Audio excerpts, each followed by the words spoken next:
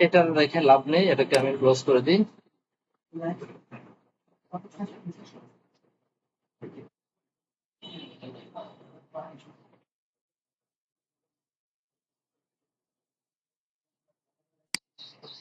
আচ্ছা, আমি এখানে আসলে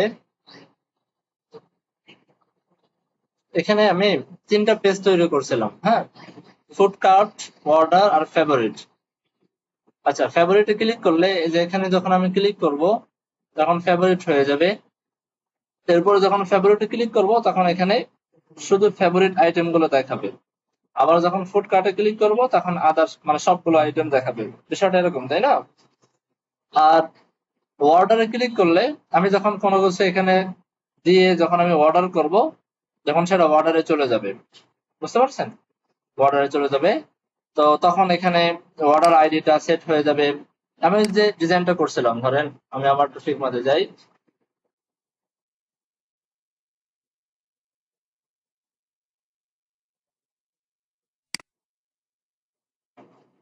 এই যে এখানে আরেকটা পেজ করছিলাম, কোথায় জানি, এই যে এখানে অর্ডারে করলে এরকম একটা পেজ আসবে। এখানে অর্ডারের লিস্ট গুলো শো করবে। আবার এই অর্ডারে ক্লিক করলে এই অর্ডারের আইটেম গুলো আবার এখানে চলে আসবে সুন্দরভাবে। এরকম একটা ডিজাইন আমি করছিলাম। তো এটা একটু জটিল হয়ে যায়। আর আপনাদের কাছে আমি ডিজাইন দিয়ে দিছি অলরেডি। আপনারা ভবিষ্যতে এই ডিজাইন গুলো আপনারা নিজের মতো করে অ্যাড করে রেসপন্সিভ করে আপনারা এটাকে পারলে বেচতে পারেন, কোনো অসুবিধা নেই।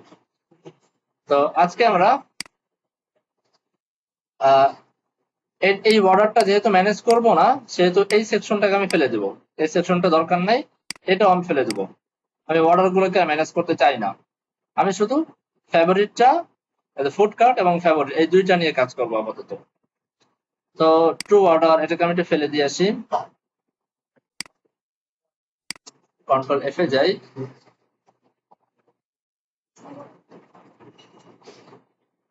ছিল ট্রু অর্ডার, তাই না? এই যে এই সেকশনটা মনে হচ্ছে এটা আপনাদের আগের ক্লাসের কোডের ভিতরে এগুলো রয়ে গেছে। ভয়ের কিছু নাই, কেটে দিচ্ছি তার মানে একদম গায়েব হয়ে যাচ্ছে এমন না। আগের ক্লাসের কোডের ভিতরে নিশ্চিত এটা পেয়ে যাবেন। আচ্ছা, আমরা এইখানে যাই। এখানে যাই, চলে গেছে এটা। আর কার্ড থেকেও আমরা ওটাকে ফেলে দিই। কার্ড থেকে এটা ফেলে দিই। ওই কার্ড কোথায়? কার্ড থেকে এটাকেও সার্চ করে অসুবিধা নেই, আমাদের কোড তো খুব বেশি না। এটাকেও ফেলে দিই।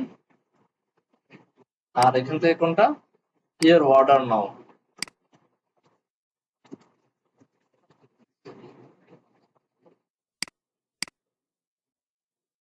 এটাকেও আমরা ফেলে দিই। আচ্ছা, এখন এটাকে একটু বড় করলে হয়, একটু বড় করে আনলে হচ্ছে। তো এটাকে আমি এই যে হাইট দিয়েছিলাম -320 পিক্সেল, আমি যদি 120 পিক্সেল করি, বেশি বড় হয়ে গেছে। 220 পিক্সেল, হ্যাঁ, পারফেক্ট সাইজ। তো এটাকে আমি কি করছি, এটাকে সিম্পল একটা ডিপ বানাইয়া এটাকে আমি পজিশন অ্যাবসলিউট করে এখানে আনছি। আর এই যে পুরা সাদা যে ডিপটা আছে না, পুরা সাদা ডিপটা, এই পুরা সাদা ডিপটাকে আমি পজিশন রিলেটিভ করছি। বুঝতে পারছেন? সাদাটাকে পজিশন রিলেটিভ করছি আর এটাকে অ্যাবসলিউট করছি। ওকে। আর এই যে যে আইটেম গুলো আমি রাখছি যেখানে যে ডিপটার ভিতরে, সেই ডিপটার এই যে আমি একটা হাইট দিছি, দেখেন এই যে একটা হাইট ক্যালকুলেশন করে একটা হাইট দিয়া স্ক্রল বারটাকে নাম করে দিছি আর ওভারফল ওয়াইটাকে স্ক্রল করে দিছি। কোনো অসুবিধা? আশা করি বুঝছেন। আমি এখানে মার্জিন টপটাকে যদি উঠাই দিই, দেখি তো কেমন দেখায় দেখতে। মার্জিন টপ মনে হয় দরকার নেই, এমনিই ভালো, তাই না? এমনিই ভালো। আর 200 - 220 পিক্সেল না করে 200 পিক্সেল করে দেখি। 210 পিক্সেল। একটু বের হয়ে থাকো, জানো, বোঝা যায় যে আরো কিছু আছে। করলাম আর কি, মনে ছিল তাই। আচ্ছা, এখন আমরা আমাদের কাজগুলো আরম্ভ করব। তো আসলে আমরা করবোটা কি?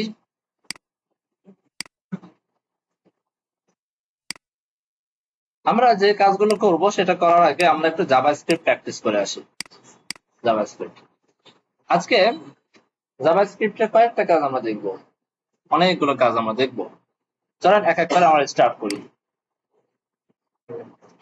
জাভাস্ক্রিপ্টের এই যে একটা ক্লাস, এই যে একটা কি বলা হয়, এই যে একটা ফাইল আছে main.js, এটাকে আমরা চাইলে main.js নামে রাখতে পারি, যে কোনো নামে আমরা রাখতে পারি।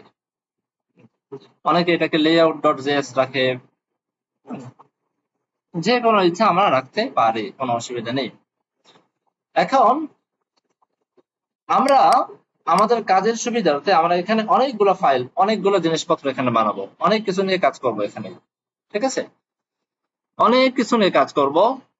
যেমন আমরা এখানে বুঝতে পারতেছি যে আমাদের কিন্তু আসলে দুইটা পেজের মতো হবে, একটা হচ্ছে ফুড কার্ট আর একটা হচ্ছে ফেভারিট, দুইটা পেজের মতো হবে, তাই না?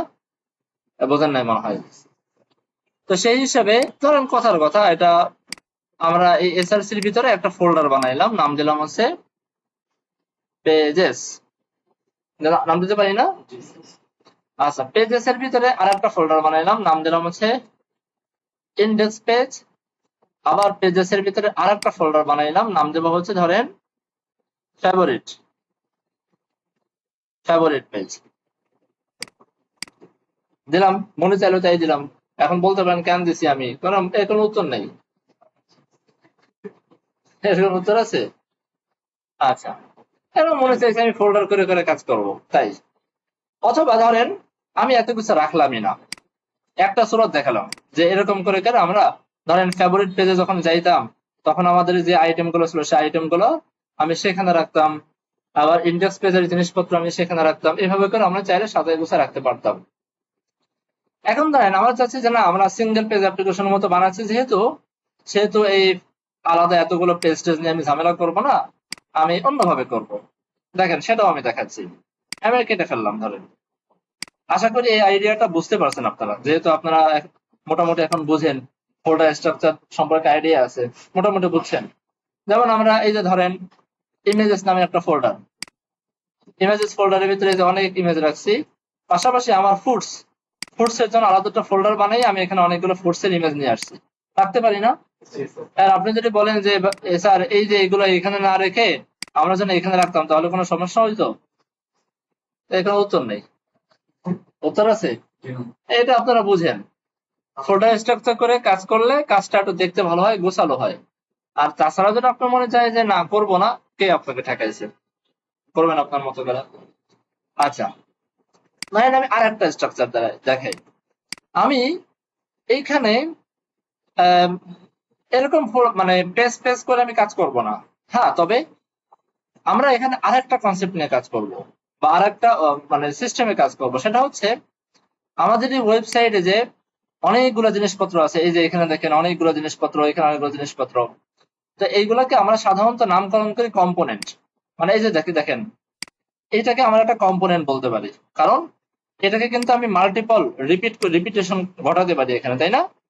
একটা সেকশন বানাইয়া এটাকে কিন্তু ওই যে লুপ আকারে আমি 10টা সেকশন বানাইতে পারবো, বুঝতে পারছি?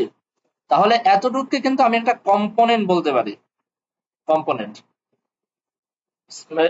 মনে আছে তো এই যে টেলিয়ন সিএসএস এর কম্পোনেন্ট, তো জাভাস্ক্রিপ্টও এটাকে আমরা কম্পোনেন্ট হিসেবে কল্পনা করতে পারি। আচ্ছা, আবার এই যে পুরা যে সেকশনটা, এই সেকশনটাকেও আমরা একটা সেকশন হিসেবে কল্পনা করতে পারি। এই পুরা যে সেকশন, এটাকে একটা সেকশন হিসেবে কল্পনা করতে পারি। এই পুরা যে জিনিসটা, এটাকে আমরা একটা সেকশন হিসেবে কল্পনা করতে পারি। সবাই কি ধরতে পারতেছেন কথাগুলা? আচ্ছা, তাহলে এখানে আমার ধরেন কিছু সেকশন লাগবে, আবার কিছু কম্পোনেন্ট লাগবে। আমরা এরকম বলতে পারি যে আমার কিছু সেকশন আর সেকশনের ভিতরে কিছু কম্পোনেন্ট লাগবে। চলেন আমরা এগুলো বানানোর চেষ্টা করে দেখি পারি কিনা। তাহলে এসআরসির ভিতরে আমরা দুটো ফোল্ডার বানাই, একটা ফোল্ডারের নাম দিলাম হচ্ছে সেকশনস, আর একটা ফোল্ডার বানালাম, তার নাম দিলাম হচ্ছে কম্পোনেন্টস। দিতে পারি। সবাইকে ধরতে পারতেছেন? আল্লাহ জানে, পারছেন তো ভাই? এইবার আসেন সেকশনের ভিতরে আমরা একটু দেখি যে কয়টা সেকশন হলে আমাদের ভালো হয়। আমরা এই যে লেফট সাইড বার নামে একটা সেকশন বানাইতে পারি। এবারে এই যে উপরের মেনু, হেডার, বা এটাকে আমরা হেডার বলতে পারি। হেডার নামে একটা সেকশন বানাইতে পারি, এই যে এখান থেকে এই পর্যন্ত এতটুকুর জন্য একটা সেকশন ফাইল বানাইতে পারি। একটা জাভাস্ক্রিপ্ট ফাইল বানাবো, এইটুকুর ভিতরে যত কাজ আছে সেই কাজের জন্য যে জাভাস্ক্রিপ্ট লিখবো সেটা আমরা সেই ফাইলে লিখবো, তাই না? একইভাবে এইখান থেকে, সরি এখানে না,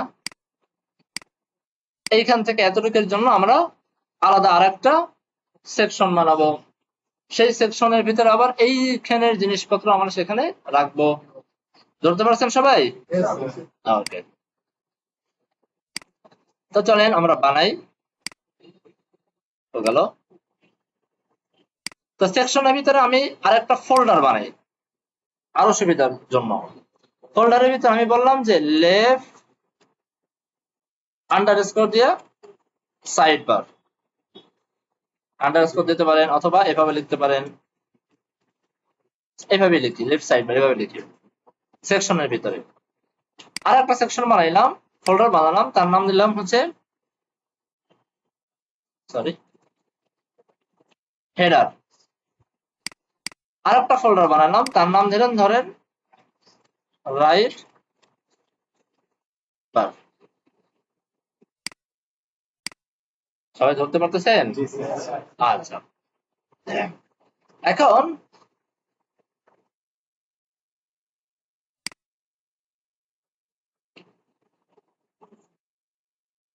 ওকে,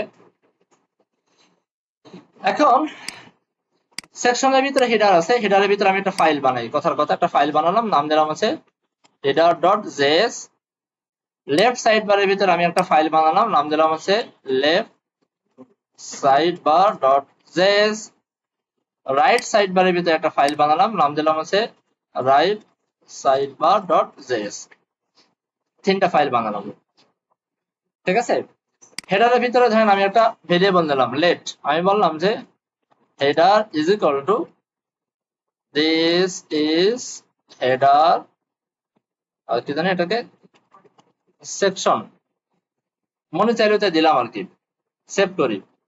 লেফট সাইড বারের ভিতরে আমি দিলাম ধরেন left side bar is equal to, বললাম this is left side bar section. Right side বারের ভিতরে আমি আবার একটা ভেরিয়েবল নিলাম, বললাম right side bar is equal to this is right side bar section দিলাম। এখন এইখানে আমরা হেডারের কোড লিখবো, ধরেন এখানে লেফট সাইড বারের কোড লিখবো, এটা রাইট সাইড বারের কোড লিখবো। আবার সব কোড গুলাকে আমি এখন মেইন ডট জেএসএস এর ভিতরে টেনে নিয়ে আসবো, বুঝতে পারছেন? আর মেইন ডট জেএসএস এর ভিতরে যে কোড গুলো থাকবে সেই কোড গুলোর সাথে লিঙ্ক আপ করায় রাখবো ইন্ডেক্স ডট এইচটিএমএল এর সাথে। এইখানে ইন্ডেক্স ডট এইচটিএমএল এর সাথে লিঙ্ক আপ করায় রাখবো, বুঝতে পারছেন? তাহলে আমার ইন্ডেক্সের সাথে শুধুমাত্র একটা ফাইল লিঙ্ক আপ করা থাকবে, একটা ফাইল।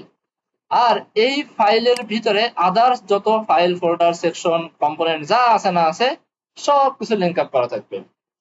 তাহলে ঘুরে ফিরে কেমন জানে ইন্ডেক্সের ভিতরে সবকিছু চলে আসবে। কনসেপ্ট ক্লিয়ার ইনশাআল্লাহ? তো চলেন আমরা এই কাজগুলো করার চেষ্টা করি, দেখি পারি কিনা। পাবো না ইনশাআল্লাহ? ইনশাআল্লাহ। তো কিভাবে করতে পারি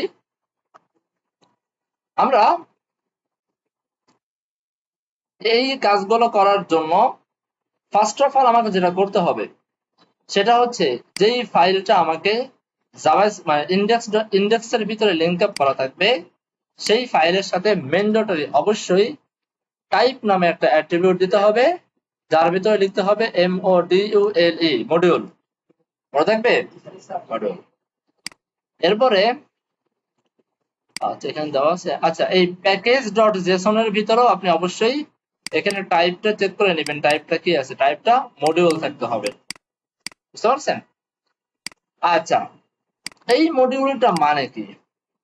এই মডিউল মানে হচ্ছে এই যে মেইন ডট জেএস টা আছে না, এই মেইন ডট জেএসএস এর ভিতরে আমি চাইলে এখন অন্যান্য ফাইলের জিনিসপত্র ব্যবহার করতে পারি। কথার কথা, আমি এখানে ধরেন বললাম লেট ধরেন টেস্ট, ইজ ইকুয়াল টু বললাম দিস ইজ টেস্ট। এবার আমি লগ করলাম টেস্ট, সেভ করি, ইন্সপেক্ট করি, কনসোলে যাই। আমি মনে হয় রান করিনি, তাই না? রান তো করা আছে। আমি কোন ফাইলে আছে দেখি তো। ও আচ্ছা, আমাকে যেতে হবে ইন্ডেক্স ফাইলে। তো চলে আসছে দিস ইজ টেস্ট, কোনো অসুবিধা? চলে আসছে। এখন ধরেন আমি এখানে নাম দিলাম ধরেন হেডার, হেডার, এইটার নাম দিলাম হেডার, হেডার। একই অবস্থা চলে আসবে, কোনো অসুবিধা নেই। কিন্তু এই লাইনটা আমার এখানে নাই। এখন যদি সেভ দিই এরর আসবে না? বলবে না যে ভাই হেডার এটাকে ডিফাইন তো করা নাই, তুমি কেন কল করছো? হেডার নামে কোনো কিছু ডিফাইন করা নাই। কিন্তু সমস্যাটা হচ্ছে আমি তো হেডার নামে ডিফাইন করছি, যদিও সেটা আরেক ফাইলে করছি। বুঝাইতে পারছি? এখন এইখানে যে হেডার ডিফাইন করে রাখছি সেটা তো করছি, ভালো কথা, কিন্তু এটাকে তো এখনো এখানে ব্যবহার করার উপযুক্ত করি নাই। বুঝতে পারছেন? তার মানে এইখান থেকে এটাকে বের করতে হবে, এইখানে এটাকে নিয়ে আসতে হবে। বুঝতে পারছেন? এক ফাইল থেকে বের করে দিব আর এক ফাইলে নিয়ে আসবো। যেই ফাইল থেকে বের করে দেব সেখানে আমাকে নিচের দিকে লিখতে হবে এক্সপোর্ট ডিফল্ট, এরপরে ওই ভেরিয়েবলের নামটা। আমি একটা ভেরিয়েবল বা একটা ডাটাকে এক্সপোর্ট করতেছি। এক্সপোর্ট করা মানে কি? বের করে নিয়ে আসা। বুঝতে পারছেন? এখানে ডিফল্ট কিওয়ার্ডটা লিখবেন। এখানে ডিফল্ট কিওয়ার্ড ছাড়া অন্যভাবে এক্সপোর্ট করা যায়, সেটা আমরা পরে দেখবো ইনশাআল্লাহ। তো এক্সপোর্ট ডিফল্ট হেডার, হেডার মানে কি? হেডার মানে হচ্ছে এই স্ট্রিংটা, তাই না? তার মানে আমরা এই যে একটা ভেরিয়েবল, এই ভেরিয়েবলটাকে এখান থেকে এক্সপোর্ট করে দিছি, ভালো কথা। এইবার আমরা এই জায়গায় এসে ইম্পোর্ট হেডার এন্টার দেই। ইম্পোর্ট হেডার ফ্রম সেকশন, তার ভিতরে হেডার নামে ফোল্ডার, তার ভিতরে হেডার ফাইল। যদিও হেডার ফাইলের নাম ছিল হেডার ডট জেএস, তো ডট জেএস না দিলেও কাজ করে। এখন কাজ করবে না, দেখেন তো কাজ করছে না। এখন কি আপনি বলতে পারবেন যে এই হেডারটা এখানে ডিফাইন করা নেই? ডিফাইন করার দরকার নেই, কারণ এটাকে যখন আমি ইম্পোর্ট করলাম, এখান থেকে ইম্পোর্ট করলাম, তখন এই হেডারটা দেখতে হবে হেডারটা এইখানে ডিফাইন করা আছে কিনা, যেখান থেকে ইম্পোর্ট করছি সেখানে ডিফাইন করা আছে কিনা। এখন এই জায়গাটা ধরেন আপনার ডিফাইন যদি করা না থাকতো, এইবার দেখেন একটা এরর দিত, হেডার ইজ নট ডিফাইন। বুঝতে পারছেন? এটা কোত্থেকে এরর দিচ্ছে? হেডার ডট জেএস এর 4 নম্বর লাইন থেকে। অর্থাৎ আমাকে এই যে এই হেডার নামক ফাইলের 4 নম্বর লাইন থেকে আমাকে এরর দিচ্ছে, যদিও আমরা কনসোল লক করছি মেইন ডট জেএসএস এর 5 নম্বর লাইনে। বোঝেন নাই? আমি এখানে বলছি ভাই তুমি এই যে হেডারটাকে খুঁজে নিয়ে আসো। কোন জায়গাতে খুঁজে নিয়ে আসো? সেকশন ফোল্ডার, হেডার ফোল্ডার, তার ভিতরে হেডার ডট জেএস থেকে তুমি খুঁজে নিয়ে আসো। ওকে, এখন সে কি করলো? ইম্পোর্ট হেডার করার কারণে সে দৌড় দিয়ে এই ফাইলে চলে গেল, দেখলো যে সেখানে হেডার নামে কি এক্সপোর্ট করা আছে, হেডার ফাইলে ঢুকে গেল। সে দেখলো এই যে এখানে এক্সপোর্ট ডিফল্ট করা আছে হেডার, বেশ ভালো কথা। এরপরে দেখলো যে এই যে হেডার যে এক্সপোর্ট করা হয়েছে, হেডার নামে তো আসলে কিছুই নাই। বুঝতে পারছেন? তখন এই লাইন থেকে সে একটা এরর দিয়ে দিল। এই লাইনে কিন্তু আমার কোনো ভুল নাই, এই লাইনেও আমার কোনো ভুল নাই, ঠিক আছে? কিন্তু আমি একের বলছি তুমি আমাকে হেডার দাও, কিন্তু এই বেচারা ধোকাবাজি করছে, এই বেচারা হেডারের ভিতরে কোনো কিছুই দেয় নাই, বোধহয় একটা নাম পাঠাই দিয়েছে। বুঝেন নাই?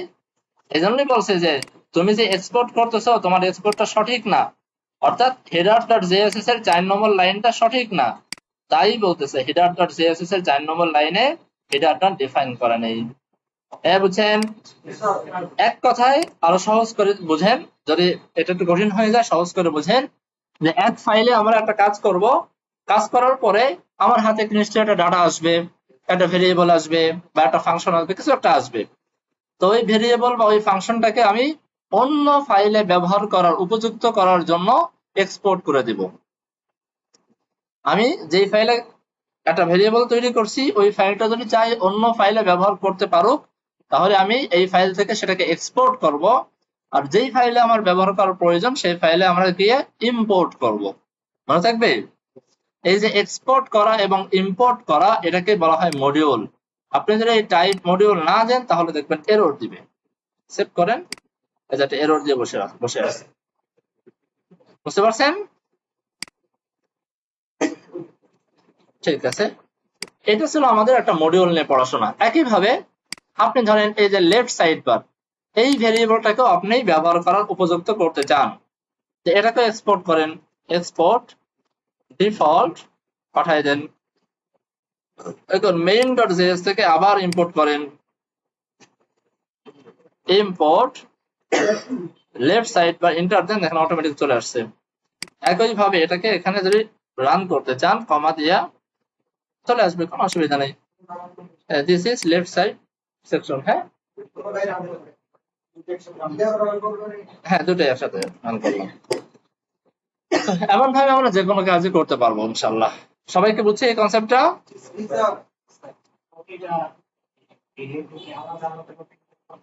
হ্যাঁ, প্রতিটাকে আলাদা থেকে ইম্পোর্ট করতে হবে, ঠিক আছে? কারণ আপনার এক্সপোর্ট তো দুই জায়গা থেকে হচ্ছে, এক্সপোর্ট তো আর এক জায়গা থেকে হচ্ছে না। না, এটা ইলজিক্যাল। যেমন ধরেন হেডারটা আসছে এই ফাইল থেকে, সাইড বার আসছে এই ফাইল থেকে, আপনি এক লাইনে কিভাবে লিখবেন? কষ্টকর না লেখা? করা যায় না। হ্যাঁ হ্যাঁ, এখন করা যায়, সেটা হচ্ছে অন্য টাইপের ইম্পোর্ট এক্সপোর্ট আছে, সেই ক্ষেত্রে করে, সেটাকে বলা হয় নেমড এক্সপোর্ট। ওটা আমরা পরে দেখবো ইনশাল্লাহ, ওটা অন্য ভাবে করতে হয়, আপাতত ধরেন করা যায় না। আচ্ছা, তো এইবার কি করতে পারি আমরা একটু প্র্যাকটিস করি, এটাকে একটু ফেলে দিই আপাততর জন্য। আমরা একটা অ্যারে নিই, আজকে আমরা অ্যারে মেথড শিখবো। সমান সমান ধরেন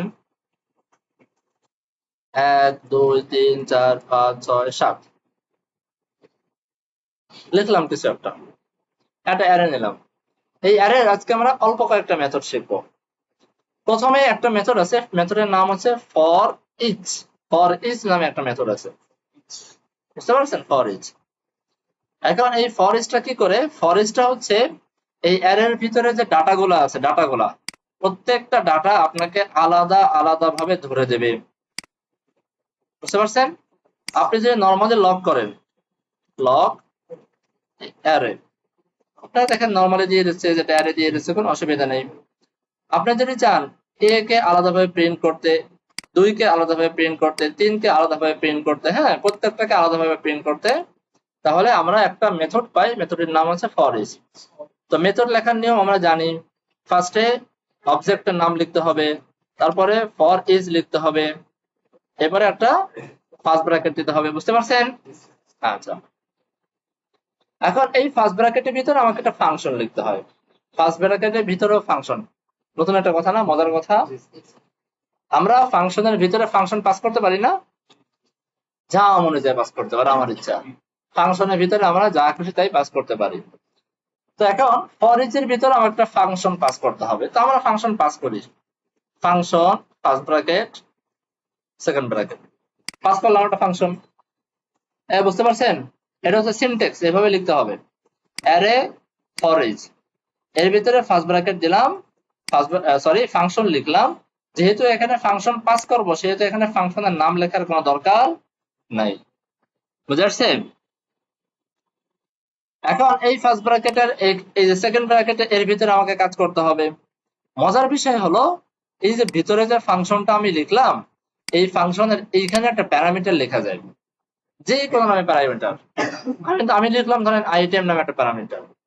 তাহলে হবে কি, এই অ্যারের ভিতরের প্রত্যেকটা আইটেম লুপ আকারে এই আইটেমের হাতে তুলে দিবে, এই ভেরিয়েবলের হাতে তুলে দিবে। যেমন আমি যদি এখন লক করি, আইটেমটাকে লক করি, তখন কি হয়, আইটেমকে যখন লক করব, তখন এই অ্যারের প্রত্যেকটা ডাটাকে সে ইন্ডিভিজুয়ালি এই আইটেমের ভিতরে তুলে দেয়, বুঝতে পারছেন? লুপ আকারে। তাহলে প্রথমে কনসোল লগ হবে 1, তারপরে কনসোল লগ হবে 2, তারপরে কনসোল লগ হবে 3, তারপরে 4, তারপরে 5, তারপরে 6, তারপরে 7, এইভাবে হবে। দেখেন তাই হচ্ছে। এই যে 1 2 3 4 5 6 7, বুঝাইতে পারছি ভাই? আমরা এখন যদি চান এখানে অন্যভাবে লিখতে পারি, এভাবে দিস ইজ আইটেম নং, এখানে লিখলাম প্লাস দিয়া আইটেম, দেখেন এই যে চলে আসছে। দিস ইজ আইটেম নং 1, আইটেম নং 2, আইটেম নং 3 4 5 6 7। না, কল করা লাগে না, কিচ্ছু করতে হবে না। এখানে দেখেন আমি অ্যারে এনেছি, এই যে এখানে নিচের দিকে লিখে পাওয়ার অ্যারে। এই অ্যারে মানে হচ্ছে এই অ্যারেটা, তাই তো? এই অ্যারের সাথে ডট দিয়ে আমি একটা মেথড লিখলাম, মেথড। মেথড লেখার পর যখনই ফার্স্ট ব্র্যাকেট দেবো, মেথডটা কল হয়ে গেছে না? গেছে তো কল হয়ে। কিন্তু এটা এমন একটা মেথড যে মেথড কল করতে মানে খোলামেলা কল করা যায় না। ওই যে আমরা জানি যে কিছু ফাংশন কল করার সময় সেখানে আমাকে আর্গুমেন্ট পাস করতে হয় না? এটাও এমন একটা মেথড বা এমন একটা ফাংশন যে ফাংশনে এইভাবে খোলামেলা রান করা যায় না, এখানেও একটা আর্গুমেন্ট পাস করতে হয়। আর এক্ষেত্রে আর্গুমেন্টটা হচ্ছে একটা ফাংশন। বুঝেন না মনে হয়? সবাই বুঝছেন? আর্গুমেন্ট আকারে যে কোনো কিছু পাস করতে পারেন, যে কোনো কিছু, একটা অবজেক্ট, একটা অ্যারে, একটা নাম্বার, একটা বুলিয়ান, হাবল তাবল যা মনে চায় পাস করা যায়। কার কারা যখন ঘুমোচ্ছেন, আজকের ক্লাস কিন্তু খুব জটিল হবে, ঘুমায়েন না, কিছু বুঝবেন না। ও যে বিছানে ঘুমাচ্ছে কি জানি, ঘুমায়েন না। তাহলে এই যে ফাংশনটা, এই ফাংশনটা, হ্যাঁ, তো এই ফাংশনটা এখানে যখন পাস করে দিলাম, বাস সে তার মতো করে কল করে নিল। ক্লিয়ার? তাহলে আমরা একটা মেথড শিখলাম, আমি একটু উপরে কমেন্ট করে রাখি, কমেন্ট করে রাখি যে অ্যারে মেথডস। একটা শিখলাম হচ্ছে ফর ইচ, ফর ইচ শিখলাম। আমি এটাকে আপাতত কমেন্ট করে রাখি। 2 নম্বর আরেকটা মেথড আমরা শিখি, যার নাম হচ্ছে জয়েন। এটা খুব সোজা, জয়েন খুব সোজা। তাহলে আমাকে এবার বলেন, জয়েন হচ্ছে একটা অ্যারের মেথড, তাহলে এখানে জয়েন মেথড নিয়ে যদি আমি কাজ করতে চাই তাহলে প্রথমে কি লিখবো? সবাই বোঝেন না মনে হয়। প্রথম কি লিখবো বলেন তো? এ আর আর মানে অ্যারেটা নিয়ে আসতে হবে, এই অ্যারেটা নিয়ে আসতে হবে, তাই না? এবারে কি লিখতে হবে? ডট, অবশ্যই ডট, তারপরে জয়েন, তারপরে ফার্স্ট ব্র্যাকেট। হ্যাঁ, এখন দেখতে হবে যে জয়েনের মানে এই জয়েন নিয়ে কাজ করতে গেলে আমাকে কি কন্ডিশন বা কি মানে ব্যবহার নীতি, এটা আমাকে শিখে নিতে হবে, তাই না? অর্থাৎ এখানে আর্গুমেন্ট আকারে আমাকে কি পাস করতে হবে এটা আমাদেরকে শিখে নিতে হবে, প্রত্যেক মেথড শেখার সময় শিখে নিতে হবে। কারণ এটা প্রি বিল্ড মেথড, এটা আমরা বানাই নাই, আমরা জানি না, এটা তো বিহাইন্ড দ্য সিন জাভাস্ক্রিপ্ট বানায় রাখছে। সো আমাকে জানতে হবে যে কি এখানে পাস করতে হবে, এটা জেনে রাখতে হবে। বুঝে আসছে ভাই? আচ্ছা, তবে কিভাবে কল করতে হয় এটা কিন্তু আমরা জানি, এটা নিয়ে আশা করি আর কোনো কনফিউশন থাকার কথা না। তো এই জয়েনের ভিতরে আমাকে একটা স্ট্রিং এর ভিতরে কিছু একটা পাস করতে হবে। জয়েন মানে হচ্ছে অ্যারের ভিতরে এই যে লেখাগুলো না, এই যে সংখ্যাগুলো, এই সংখ্যাগুলো একটার সাথে আরেকটাকে কনক্যাট করে দিবে, যোগ করে দিবে।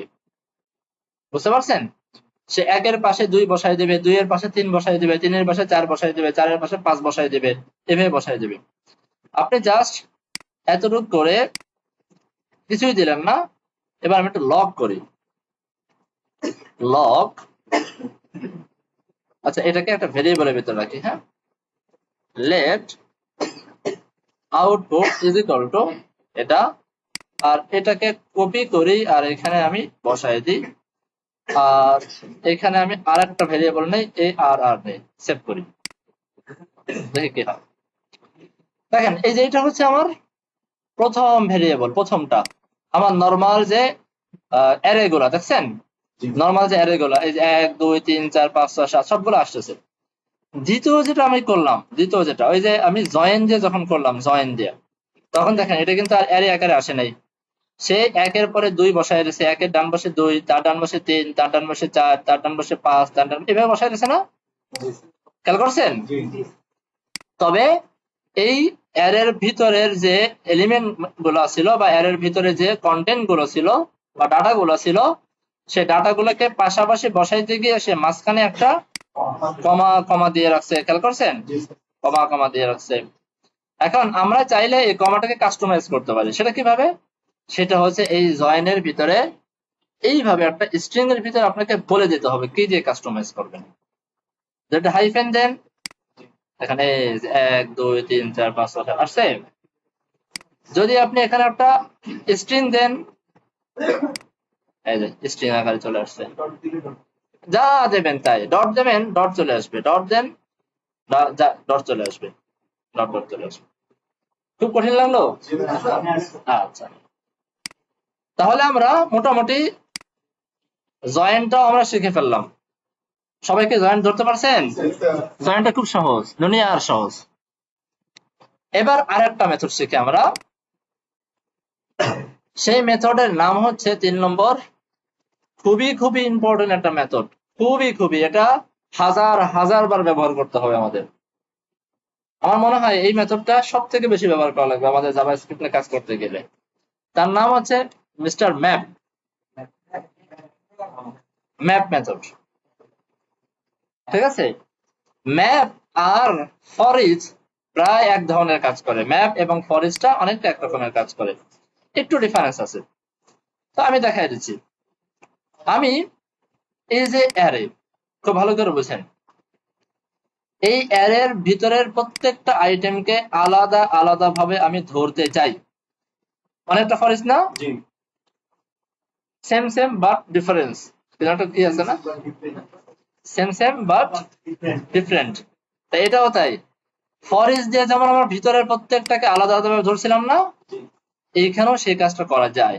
কিন্তু এখানে একটা বিশেষ বৈশিষ্ট্য আছে, এই কাজ করার পাশাপাশি আরো কিছু ফজিলত আমরা এখানে পাবো।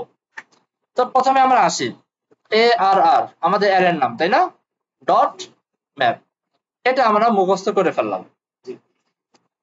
ফর ইচ এর মতোই same to same for each, দেখেন কোনো ডিফারেন্স নাই। এরপরে এইখানে একটা ফাংশন নিতে হবে, ফার্স্ট ব্র্যাকেটের ভিতরে ওই যে সে একটা ভেরিয়েবল নিতে হবে, এবার সেকেন্ড ব্র্যাকেটের ভিতরে আমাকে কিছুটা লিখতে হবে। সবাই ধরতে পারতেছেন? আমি এখানে ফর ইচ লুপের ভিতরে আমি এখানে যদি লক করি, লক ধরেন লক করলাম আইটেম, সেভ করি, উপরে সব তো বন্ধ করা আছে তাই না? দেখেন এই যে 1 2 3 4 5 6 7 8, এবার কি এক মানে ফর ইচ এর আর এই ম্যাপের ভিতরে আলাদা কোনো ডিফারেন্স পাইছেন? সেম টু সেম এক জিনিস না? এক জিনিস। কিন্তু এখানে একটা কাহিনী করা যায়, সেটা হচ্ছে ধরেন আমার কাছে এই আইটেম মানে কি, আইটেম মানে হচ্ছে প্রথম 1 তারপরে 2 তারপরে 3 তারপরে 4 তারপরে 5 এরকম না? আমি এখানে করব কি, একটু অন্যরকম করে দেব। আমি এখানে একটা স্ট্রিং দিলাম, বললাম যে দিস ইজ, আর এখানে প্লাস দিলাম আইটেম। তার মানে এখন প্রথম হবে দিস ইজ 1, দিস তারপর হবে দিস ইজ 2, তারপরে দিস ইজ 3, এরকম হবে না? এরপরে এই জায়গাটায় আমরা রিটার্ন করে দেব, রিটার্ন কথাটা লিখবো, বুঝতে পারছেন? রিটার্ন লিখবো। যদি এখানে একটা রিটার্ন লিখি তাহলে এই যে যে পুরোটা, সে পুরোটা মিলে নতুন করে একটা অ্যারে বানিয়ে দেবে আমাদেরকে, নতুন করে একটা অ্যারে। ওই যে আমরা আগে দেখছিলাম যে ফাংশনকে যখন রিটার্ন করা হয় তাহলে ফাংশন কেমন যেন একটা ভেরিয়েবলের মতো কাজ করে না, মনে আছে? তখন ওই ফাংশনটাকে একটা ভেরিয়েবলের মতো মানে ভেরিয়েবলের ভিতরে ঢুকাইয়া কাজ করা যায়, বোঝেন নাই মনে হয়? সেই হিসাবে আমরা যদি এখানে একটা ভেরিয়েবল নেই, ধরেন আমি বললাম new array is equal two, এখন পুরো ফাংশনটা আমাকে নতুন করে কিছু একটা দিবে, ফাংশন কল হতে গিয়ে কিছু একটা আমাকে দিয়ে দিবে। এবার লক করে দেখে দেখেন কি মজার একটা কাহিনী ঘটে। নিউ অ্যারে, সেভ করি, আমি একটা কাজ করি, এটাকে আগের অ্যারেটাও রাখি, তার ডিফারেন্সটা বুঝতে পারবো। এই যে হচ্ছে আমার আগের অ্যারে 1 2 3 4 5 6 7, আর এইটা হচ্ছে আমাদের new array, this is 1, this is 2, this is 3, this is 4। এবার বুঝে গেছে ভাই? এটা আমাদের প্রচন্ড রকমের লাগবে ভাই, এটা আমাদেরকে বুঝতে হবে। এই ম্যাপটা আমাদের খুব কাজে লাগে। অনেক সময় আমরা ম্যাপটা ব্যবহার করি জাস্ট ওই ফর ইচ এর মতো কাজ করার জন্য। কোনো কিছু রিটার্ন মিটার্ন করবো না, ডিরেক্ট ধরে এখানে কনসোল লক করে বা কিছু একটা করে কাহিনী ঘটাই দেবো। এটা করার জন্য মাঝে মাঝে ব্যবহার করি, আর মাঝে মাঝে রিটার্ন করে পুরা ফাংশনটাকে কোনো একটা ভেরিয়েবলের ভিতরে রেখে নতুন ভ্যালু নিয়ে নতুন একটা অ্যারে আমরা বানাই ফেলি। করা যাবে না? ইনশাআল্লাহ। শেষ। এই তিনটা আজকে শিখবো, এর বেশি না। তিনটাই আমরা শিখবো। এবার আসেন তিনটাকে নিয়ে আমরা একটু একটু কাহিনী করি। হ্যাঁ, let array 2 is equal to third bracket, তাই না? এখন এই থার্ড ব্র্যাকেট আমার কাছে ধরেন একটা অবজেক্ট আছে, এরকম একটা অবজেক্ট আছে, সেকেন্ড ব্র্যাকেট ধরেন আইডি 1 বা স্টুডেন্ট নেম ধরেন খালেদ। আমি কি কিছু ভুল করছি? বা কিছু ভুল করেনি? এখানে যদি আমি লিখতাম তাহলে বেচারা খুশি থাকতো, আমার একটা লিখে নিয়ে থেকে এরর দিছে। হ্যাঁ, তো এই যে একটা অবজেক্ট, তাই না? অবজেক্ট। এখন আমাকে বলেন এই অবজেক্টটাকে কি আমি অ্যারের ভিতরে ডাটা হিসেবে রাখতে পারি কিনা? কোনো অসুবিধা আছে? আচ্ছা, আমি রাখি। একটা অবজেক্ট রাখলাম ডাটা হিসেবে, এরপরে কমা দিয়া আর একটা অবজেক্ট রাখলাম।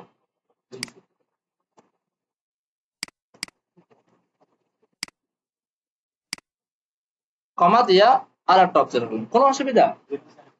বুঝেন নাই? আমরা আগে অ্যারের ভিতরে কি রাখছিলাম?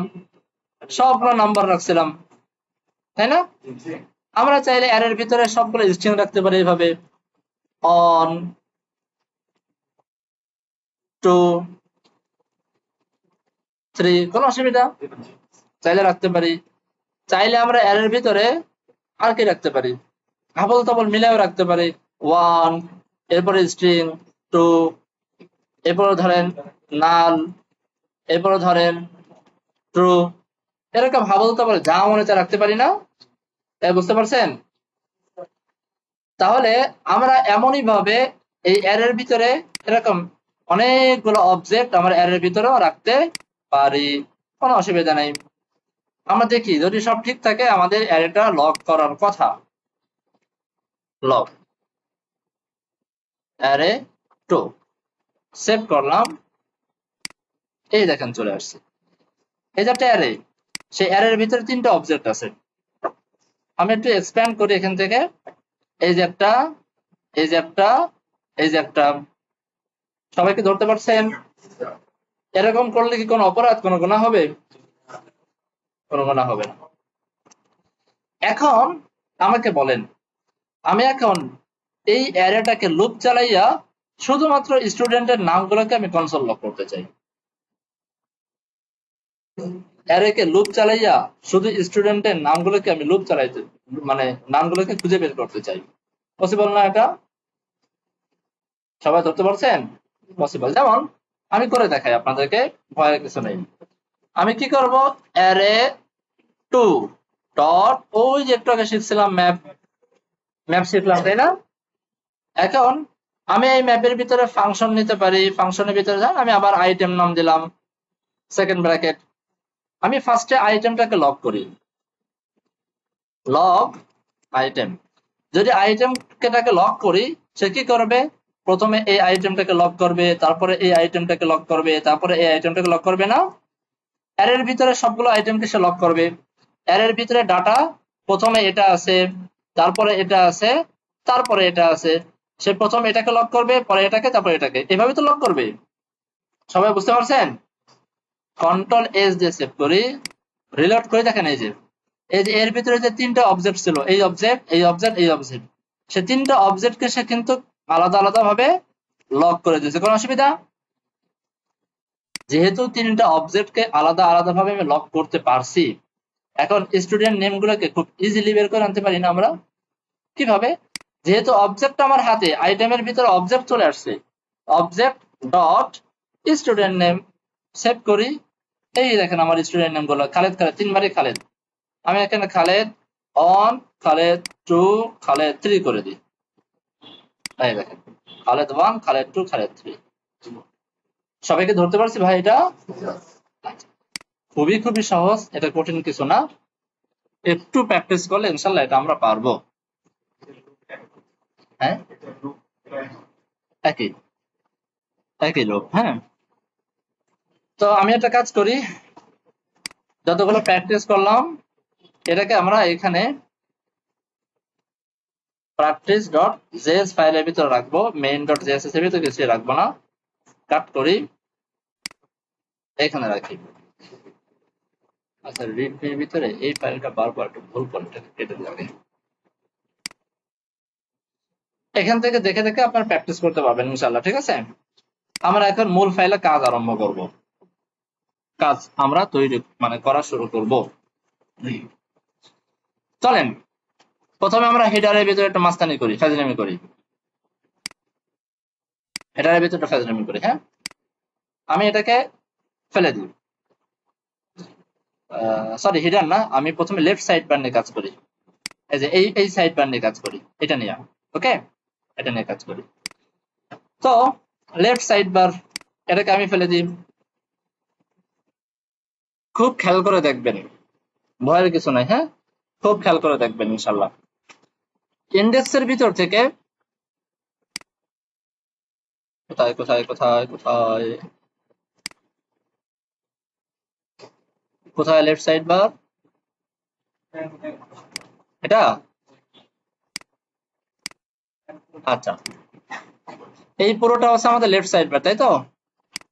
আমি এর ভিতরের যে আইটেম গুলো আছে না, এই যে আইটেম গুলো, এইগুলোকে আমি এখন কাট করে নিয়ে যাব। এগুলোকে আর এখানে রাখবো না। ঠিক আছে, এগুলোকে আর এখানে আমি রাখতে রাজি না। কি করা যায় এখানে, কিভাবে এটাকে কাজ করতে পারি আমি?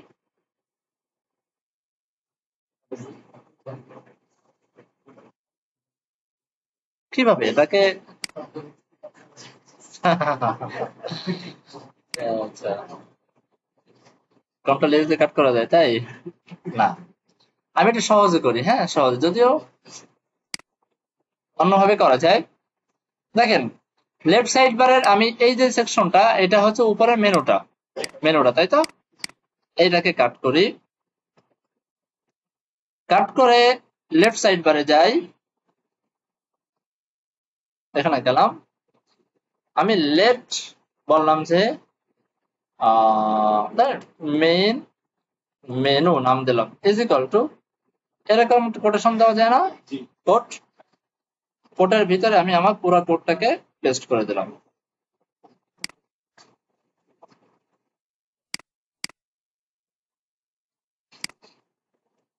নিয়ে আসলাম, বুঝতে পারছেন? নিয়ে আসলাম। আচ্ছা, এরপরে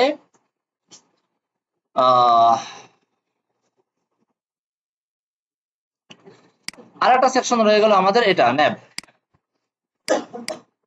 এটাকে আমি কাট করি,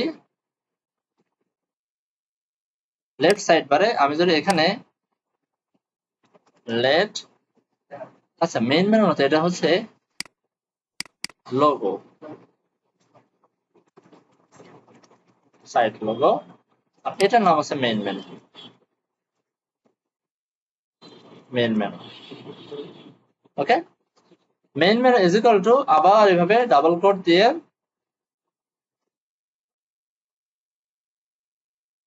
পেস্ট করে দিলাম এখানে। পাইছি? সবাই বুঝছি তো?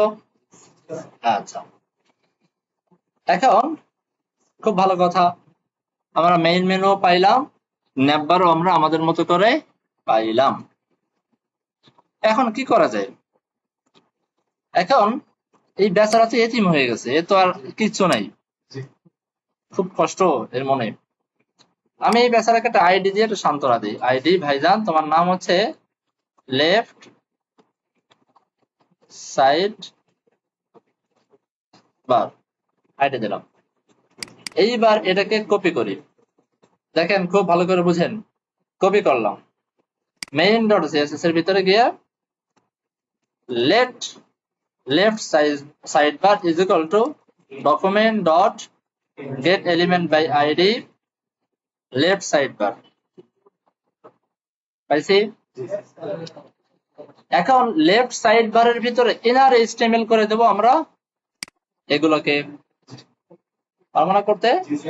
আচ্ছা, আমি এখানে আর একটা ভেরিয়েবল নেই লেট, হ্যাঁ বললাম লেফট সাইড বার এলিমেন্টস নাম দিলাম, একটা ভেরিয়েবলের নাম দিলাম আর কি। তো এই এলিমেন্টস এর ভিতরে আমার সাইট লোগো যাবে, সাইট মেনুও যাবে, তাই তো? তো আমি এখানে বললাম সাইট লোগো প্লাস সাইট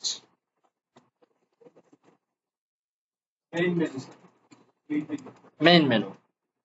তাহলে এই ভেরিয়েবলের ভিতরে আমার এখানে যত কোড লিখলাম সব চলে আসলো। আচ্ছা, এরপরে বেচারা এই জিনিসটাকে আমি বলে দিলাম এক্সপোর্ট ডিফল্ট এটা, বুঝতে পারছেন? আচ্ছা, এরপরে তাহলে এটাকে এখন আমি ধরতে পারবো, যে কোনো জায়গায় ধরতে পারবো, মেইনের ভিতরে ধরতে পারবো। আমি এখানে ইম্পোর্ট করলাম, এটাকে দিলাম, এসটা কেটে দিয়ে আবার এসটা লিখতে গেলাম, দেখলাম সাজেশন দেয়, শর্টকাট একটা এন্টার মারলাম, হয়ে গেল। বুঝতে পারছেন? এইবার এই বেচারা left side bar dot inner HTML is equal two কি জানি হবে এটা, সেভ করি, মানে সরাসরি না খেয়ে একটু ঘুরে খেলাম আর কি, বুঝছেন? পারা গেছে? সবাইকে ধরতে পারছেন? আল্লাহ জানে ধরতে পারছেন কিনা। হ্যাঁ, তো মাঝখানে দেখেন না খালি হয়েছে কিনা, দেখাই দিচ্ছি। ইনার ইনস্টলটা বাদ দেন, দেখেন খালি হয়েছে কিনা দেখা যাবে না। এই দেখেন গায়েব হয়ে গেছে। আচ্ছা, ঠিক আছে, চলে আসছে, খুব সুন্দর করে চলে আসছে। এখন এই জায়গাটা কাহিনী আছে, সেটা কি দেখেন, এই যে হিডার, সরি লেফট সাইড বার, লেফট সাইড বারের ভিতরে যে মেনু গুলো, এই যে মেনু আইটেম গুলো, একটা আইটেম, দুইটা আইটেম, তিনটা আইটেম। এখন আমার ওয়েবসাইট তো তিনটা আইটেমে যে থাকবে এমন কোন শর্ত আছে? তিনটা আইটেমের বেশিও কিন্তু আমার কাছে থাকতে পারে। এখন আইটেম যে কয়টা থাকবে এটা আমাকে দিয়ে দেবে ব্যাকএন্ড ডেভেলপার, যে ব্যাকএন্ড নিয়ে কাজ করবে সেই বেচারা আমাকে বলে দিবে যে এখানে আইটেম কতগুলো থাকবে। কেমনে বলবে? সে আমাকে একটা ডাটা দিয়ে দেবে, ডাটা। যেমন ধরেন আমি যদি বলি, ধরেন একটা প্লেস, আচ্ছা এরকম ধরেন আমাদের এখানে আমরা ধরেন কি নিয়ে কাজ করতেছে, ধরেন আমরা ইউজার নিয়ে কাজ করতেছি, আমি ইউজার ইনফরমেশন নিয়ে কাজ করতেছি, কথার কথা ইউজার ইনফরমেশন নিয়ে কাজ করতেছি। তখন ডেভেলপার আমাকে এরকম একটা লিঙ্ক ধরাই দেয়, আমাকে বলে ভাই এই যে তোমার হিডার, এই যে তোমার ইউজার, এই যে তোমার ফুড, এই যে তোমার হেমন্ত বল, সবকিছু আমাকে একটা লিঙ্ক ধরাই দেয়। আমি সেই লিঙ্কটা তখন কপি করে কোন একটা ব্রাউজারে এরকম হিট করি, তখন দেখতে পাই যে এখানে একটা কি দেখা, দেখেন তো কি লেখা, এটা থার্ড ব্র্যাকেটের ভিতরে অবজেক্ট, কমা দিয়ে আর একটা অবজেক্ট। তাহলে এটা কি অনেকটা অ্যারের মতো না? একটা অ্যারে ডাটা না? এরকম একটা ডাটা আমার হাতে সে ধরাই দেবে। ডাটাটা পাবো কিভাবে? লিঙ্কের মধ্য করে পাবো, ঠিক আছে? আপাতত এটা আমরা বুঝবো না, এটা এখন আমরা শিখি নাই, যে কারণে আমরা এরকম একটা ডাটা সেট নিজেরা বানাই নেব, বানিয়ে তার উপরে কাজ করব, যেন ডেভেলপার আমাকে একটা লিঙ্ক দিলে আমাদের ডাটার জায়গায় আমরা ডেভেলপারের লিঙ্কটাকে রিপ্লেস করে দিয়ে কাজ করাইতে পারি। বুঝতে পারছি? তো এটার জন্য আমি ধরেন ফোল্ডার বানাই, ফোল্ডারের নাম দিলাম ডিবি, ডিবি মনিটরেতে দিলাম আর কি, ঠিক আছে? ডিবির ভিতরে আমি একটা ফাইল বানাই, ফাইলের নাম দিলাম হচ্ছে ডিবি। ডিবি না দিলে আপনাদের কাছে অস্পষ্ট লাগতে পারে, আমি ধরেন ডাটা ডট জেএস নিলাম, আর ডিবিটাকেও আমি রিনেম করে আমি বলে দিলাম ডাটা, তাহলে আপনাদের ধরতে একটু সহজ হবে। ডাটা, এই ডাটার ভিতরে আমরা ওই যে ডেভেলপার আমাদের যে ডাটাগুলো দিবে না, সেই ডাটাগুলো নিয়ে আমরা কাহিনী করব। আমরা আমাদের কাছে একটা ডাটা আছে, ডাটা হলো যে মেইন, মেনু, লিস্ট, আইটেমস। বোঝার সুবিধার্থে আমি এরকম একটা বড় নাম রাখলাম। তো এটার ভিতরে অ্যারে, অ্যারের ভিতরে আমাকে অবজেক্ট দিবে, বুঝতে পারছেন না? অবজেক্ট। এখন এই মেনুর ক্ষেত্রে আমাদের কি কি ইনফরমেশন পাইলে আমরা মেনুগুলোকে বানাইতে পারবো। এই মেনুর ভিতরে আমাদের আছে কি একটা এসভিজি ইমেজ আছে, তাই না? একটা এসভিজি ইমেজ আছে আর মেনুর একটা নাম আছে, আর তো কিছু নেই। একটা এসভিজি ইমেজ আর একটা মেনু নাম, এই দুটো হলেই মোটামুটি আমরা কি বলা হয় এখানে আমরা ডিজাইনটা করতে পারতেছি, খুব সুন্দরভাবে আমরা ডিজাইনটা করতে পারতেছি। আচ্ছা,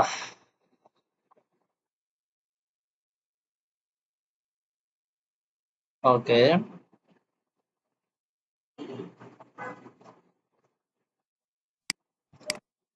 তো আমি এখানে আমাদের ডাটাগুলোকে এইভাবে আমরা বানাই। তো ডাটা বানানোর সময় সবার প্রথমে ডাটাটা আইডি দেওয়াটা ভালো। আইডি, প্রথম ডাটার 1 নম্বর আইডি, পরের ডাটা 2 নম্বর আইডি, এটা দেওয়া ভালো। হ্যাঁ, তো একটা আইডি রাখলাম, আর ধরেন এভাবে এস বি জি নামে একটা ভেরিয়েবল নিলাম, এর ভিতরে আমি ডাবল কোট দিয়া, সে ডাবল কোটের ভিতরে কোথায় জানি ছিল, এই যে এটা আমাদের লাগবে, কোনটা কোনটা দেখি তো, এটা লাগবে আর ফেভারিট উপরেরটা আর শেষেরটা লাগবে। তো উপরের এই এস বি যেটা নিয়ে আসি, ঢোকাই দিই এর ভিতরে, ব্যাস। আর হচ্ছে আর একটা নাম, তাই না? নামটাকে আমি টাইটেল নামে একটা কি বলা হয়, টাইটেল নামে একটা কির ভিতরে রাখি। এটার ভিতরে আমি ফুড কার্ডটা লিখে রেখে দিই, কন্ট্রোল সি দিয়ে কপি করি, টাইল হয়ে গেছে না, রেখে দিলাম। ওকে, আমাদের একটা আইটেম ডাটাবেস থেকে ধরেন আমি পেয়ে গেছি, কমা দিয়ে আর একটা আইটেম বানাই। আমার কি লাগবে, আইডি লাগবে, আর হচ্ছে এসভিজি আর টাইটেল। তো আইডিটা হবে 2, এটা আমরা জানি।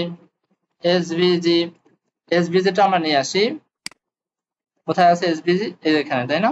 এটা কন্ট্রোল এক্স দিয়ে কেটে নিয়ে আসি, ভিতরে পেস্ট করে দিই, টাইটেল, ফেভারিট। আচ্ছা, আমি কেটে ফেলেছি না, থাক আপাতত ফেভারিট। তাহলে আমার আপাতত দুইটা আইটেম আছে, দুইটা আইটেম আছে। ওকে, আচ্ছা, এখন এটাকে আমি এক্সপোর্ট করতে চাই, এক্সপোর্ট। এখানে এসে আমাদেরকে একটু মানে আর একটু এক্সপোর্টের বিষয়টা শিখতে হবে।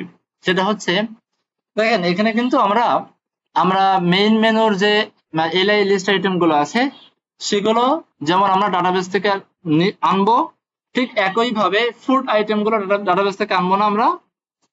বোঝেন নাই মনে হয়। ফুড আইটেম গুলো তো ডাটাবেস থেকে আনতে হবে, এই যে এইগুলা, এই যে যেমন ক্যাটাগরি, ক্যাটাগরির এই ইনফরমেশন ডাটাবেস থেকে আনবো, এটা ডাটাবেস থেকে আনবো, এই ইনফরমেশন গুলো ডাটাবেস থেকে আনবো, এই ফুড আইটেম গুলা এইগুলোর ইনফরমেশন ডাটাবেস থেকে আনবো। বুঝতে পারছেন? এখন এগুলাও যেহেতু আমরা ডাটাবেস থেকে আনবো, তার মানে আমাকে এখানে অনেকগুলো এরকম ভেরিয়েবল তৈরি হবে, অনেকগুলো ভেরিয়েবল তৈরি হবে, তাই তো? যেহেতু অনেকগুলো ভেরিয়েবল তৈরি হবে, সেক্ষেত্রে অনেকগুলোকে একসঙ্গে এক্সপোর্ট করতে গেলে তখন আপনি চাইলে আর ডিফল্ট এক্সপোর্ট করতে পারবেন না, তখন আপনাকে নেম এক্সপোর্ট করতে হবে, নেম এক্সপোর্ট। সেটা কিভাবে, সেটা করতে হয় এভাবে, এক্সপোর্ট ডিফল্ট না লিখে একটা সেকেন্ড ব্র্যাকেট দিতে হয়। ডিফল্ট না লিখে কি লিখবেন, সেকেন্ড ব্র্যাকেট। এই সেকেন্ড ব্র্যাকেটের ভিতরে এটাকেও দিয়ে দেবেন, আদার্স যেগুলো দেওয়া দরকার আপনি দিয়ে দেবেন। আমি একটা দিলাম আপাতত, হ্যাঁ, কমা দিয়ে দে, আদার্স গুলো আপনি দিয়ে দেবেন, মানে অনেকটা অবজেক্টের মতো পাঠাইতে হয়, ঠিক আছে? অবজেক্টের মতো আমি একটা পাঠাইলাম। বুঝতে পারছেন? অথবা এছাড়াও আপনি চাইলে এই ভেরিয়েবলের নামের পূর্বে এইখানে এক্সপোর্ট কথাটা লিখলেও বাই ডিফল্ট এক্সপোর্ট হয়ে যায়। মনে থাকবে? তা আমরা নিচেরটা করি, আমরা এটা করতে মনে হয় একটু অভ্যস্ত, এখন উপরেটা করতে গেলে একটু প্যাচ লেগে যাবে, এভাবে করি। এখন এই যে একটা নাম পেয়ে গেলাম, নামটা এখন লেফট সাইড বারে যাই, লেফট সাইড বারে গিয়ে এক্সপোর্ট যেহেতু করেছি, ইম্পোর্ট করতে পারবো না আমরা, ইম্পোর্ট করি। ইম্পোর্ট করার সময় আমাকে সেকেন্ড ব্র্যাকেট দিয়ে ইম্পোর্ট করতে হবে। হ্যাঁ, আমি এস লিখি, আমাকে সাজেশন দিচ্ছে, চলে আসছে সাজেশনে। এই দেখেন ডাটা থেকে চলে আসছে। ওকে, এখন এইটাকে একটু লক করে দেখি তো আমাদের হাতে কি আছে, কি আমাকে দেয় লগ। এই লগের ভিতরে আমি এটাকে পাঠিয়ে দিই, সেভ করি, ইন্সপেক্ট করি। ও যে আমরা যে একটা অ্যারে বানাইছিলাম, সেই অ্যারেটা পেয়ে গেছি না? ID1 SVG হাবল তাবল, আবার ID2 SVG হাবল তাবল। হ্যাঁ, এরপরে এখানে আবার টাইটেলও আছে, যে টাইটেল আছে, পেয়ে গেছে না আমাদের সবকিছু? এই ডাটাটা যদিও আমরা হাতে লিখছি, কিন্তু আমরা ভবিষ্যতে ডাটাগুলো পাবো হচ্ছে ডেভেলপারের কাছ থেকে। ডেভেলপার আমাদেরকে ডাটাগুলো দিয়ে দিবে, আমাদেরকে নিয়ে জাস্ট কাজ করতে হবে। হ্যাঁ, কথার কথা বললাম আর কি। আমরা যদি ওয়েব ডেভেলপার হয় তাহলে তো লালে লাল, আমরা নিজেরাই ডাক্তার, নিজেরাই রোগী, সব আমরা নিজেরা হয়ে যাবো। আচ্ছা, এখন আসেন কেন? আচ্ছা, এখন এই জায়গাটা আমরা এখন কিভাবে এটা ব্যবহার করবো দেখেন। এই যে আমাকে একটা ডাটা দিয়ে দিয়েছে না, আমাকে সুন্দর একটা ডাটা দিয়ে দিয়েছে, এই ডাটাগুলো আমার এখন এই জায়গাগুলোকে ব্যবহার করতে হবে, এই জায়গাটা আমাদের ব্যবহার করতে হবে। হ্যাঁ, এখন তো প্যাচ লাগাই ফেললাম, কেমনে ব্যবহার করব? আমি এই ডাটাটা ফেলে দিই, এই ডাটাটা ফেলে দিই, এই জায়গাটা আমরা এখন ব্যবহার করব। দেখেন আমি বুঝাই দিই, খুবই সহজ, খুবই সহজ, কোনো কঠিন নেই। কঠিন বলতে কোনো কথা নেই, তাই না? কঠিন বলতে কোনো কথা নেই। আচ্ছা, আমি এখানে একটা ফাংশন তৈরি করলাম, বললাম বিল্ড মেনু এলআই বা এলআইএস ফাংশন বানাইলাম। ঠিক আছে, ফাংশন বানাইয়া আমি বললাম, ধরেন একটা ভেরিয়েবল নিলাম, let output is equal to, এই যে এলআইটা পাইছিলাম, এই যে এলআইটা, সেই এলআই ডট ম্যাপ। তো ভালো করে বুঝেন, এলআই ডট ম্যাপ। এরপরে এখানে আমাদের ফাংশন নিতে হয়, ফাংশন। এরপরে ফাংশনের ভিতরে যা মনে চায় আমি দিতে পারি, একটা ভেরিয়েবল নাম দিতে পারি, যার ভিতরে এই অ্যারের প্রত্যেকটা এলিমেন্টকে আমাকে দিয়ে দেবে। সেকেন্ড ব্র্যাকেট দিলাম, আমি এখানে জাস্ট লক করে দেখি যে আমরা কাজ ঠিকঠাক মতো করতে পারছি কি না। আইটেম করলাম, একটা ফাংশন বানাইলাম, ফাংশনের ভিতরে কিছু একটা করলাম। হ্যাঁ, এখন এই ফাংশনটা যদি আমি এখানে রান করি তাহলে কনসোল লগ হয়ে যাবে না প্রত্যেকটা আইটেম? দেখে তো হয় কিনা, এই যে হয়ে গেছে। এই যে এর ভিতরে যে দুইটা আইটেম ছিল, এই অ্যারেটাকে আমি যখন ম্যাপ করলাম, ম্যাপ করে কনসোল লগ করলাম, এর ভিতরে যে দুইটা অবজেক্ট, প্রথম অবজেক্টকে আলাদাভাবে দিল, দ্বিতীয় অবজেক্টকে আমাকে আলাদাভাবে দিল। সবাই ধরতে পারছি ভাই? Concept clear? আল্লাহ জানে ক্লিয়ার কিনা। ক্লিয়ার? হ্যাঁ হ্যাঁ, দেখেন আমি একটা ফাংশন বানাইলাম, ফাংশন, সিম্পল ফাংশন, আগের ফাংশনের মতো। এই ফাংশনের ভিতরে আমি এই যে এইটাকে নিয়ে আসলাম, এই অ্যারেটাকে নিয়ে আসলাম। এই অ্যারে হচ্ছে আমার এই অ্যারেটা। ঠিক আছে, যে অ্যারেটা আমরা ইম্পোর্ট করে আনছি থেকে, ডাটাবেস থেকে, এই যে আমরা বানানো আমার অ্যারে, সেটা। এই অ্যারেটাকে আমি এখন ম্যাপ চালাইলাম। ম্যাপ কি? ফর ইচ লুপের মতো অ্যারের ভিতরের প্রত্যেকটা আইটেমকে আলাদা আলাদা ভাবে ধরে দেয় আমার হাতে। তা ম্যাপ করে আমি আইটেম গুলোকে ধরলাম, আইটেম গুলোকে আমি কনসোল লক করলাম। যখন আমি আইটেম গুলোকে কনসোল লক করলাম, তখন ওই আইটেমের ভিতরের প্রত্যেকটা অবজেক্টকে আলাদা আলাদা দিয়ে দেবেন আমার হাতে। তাই করছে, খুব বেশি অন্যায় করে নাই, তাই না? এখন কি করতে পারি আসলে, এখানে কি করণীয় আছে? আমি এখানে কনসোল লগ না করে, খুব ভালো করে বুঝেন, আমি কনসোল লগ না করে রিটার্ন করলাম। রিটার্ন কি রিটার্ন করব? আমি এখানে লিখলাম যে আবল তাবল, ঠিক আছে, আবল তাবল করলাম। তাহলে এই যে আউটপুটটা, এই আউটপুটটাকে এখন যদি আমি লগ করি, তাহলে দেখবেন এখানে নতুন একটা অ্যারে আমাকে দিছে, যে অ্যারের ভিতরে খালি আবল তাবল লেখা। কেন?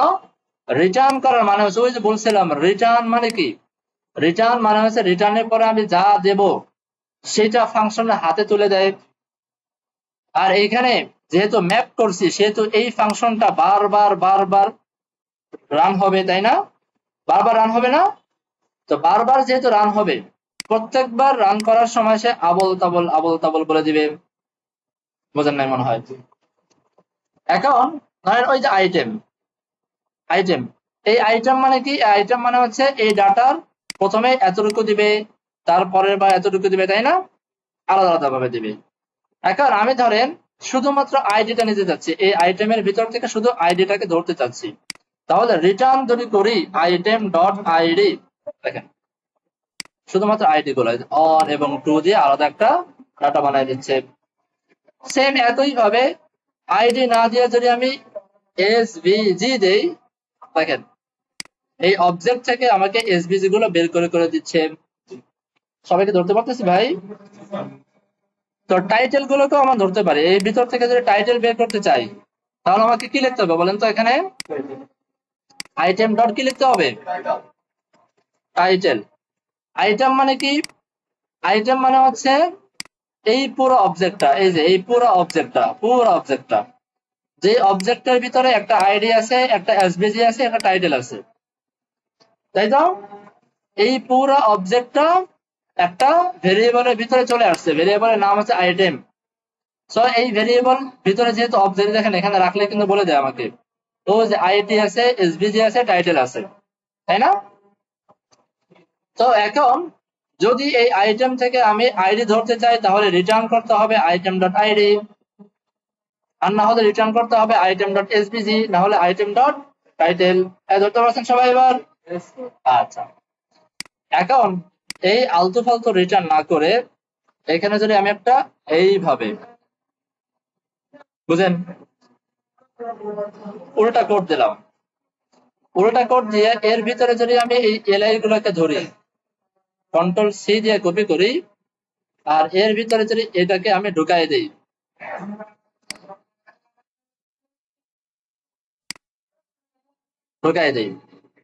তাহলে ওই যে বলছিলাম আবল তাবল লিখলেই তো আবল তাবল চলে আসে, তাই না?